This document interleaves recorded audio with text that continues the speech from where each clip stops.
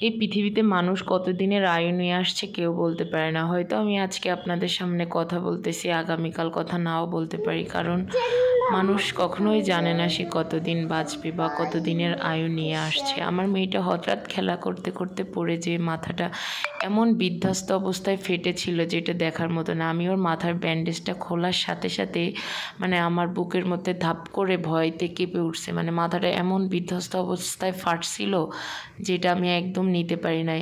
আর এই দাগটা আমার মেয়ের সারাটা জীবনের জন্যই থেকে যাবে।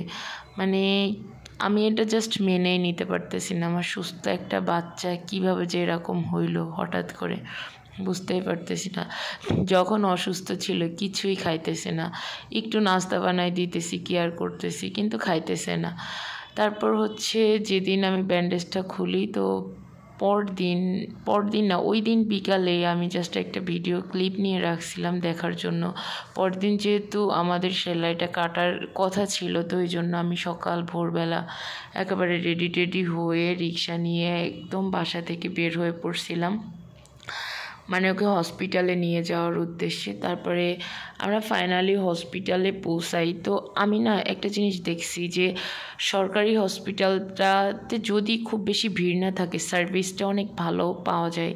তো আমি হসপিটালে গেছিলাম, আর আমারও থাইরয়েড ডায়াবেটিস টেস্ট করার কথা ছিল বলে আমি সরকারি হসপিটালে গেছিলাম।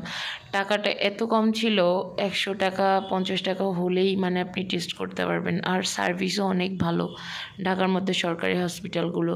তো আমার তো ডায়াবেটিস আর থাইরয়েডের জন্য খাওয়া নিষেধ ছিল, খাবার খাওয়া যাইত না, কিন্তু আমার মেয়েটা খুব চিৎকার চেঁচামেচি করতেছিল বলে ওকে একটা হোটেলে নিয়ে যেয়ে সামান্য ডিম পোস্ট ডাউল এইটা খাওয়ালাম।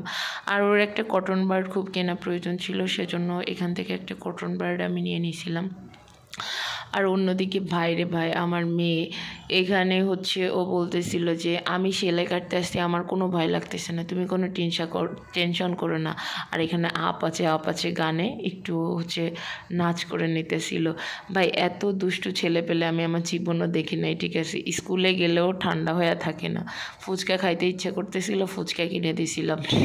পরে আমাদের হচ্ছে একটা ফুল বাগানের সাথে দেখা হয়েছিল, সেখানে একটা ক্লিপ নিয়েছিলাম।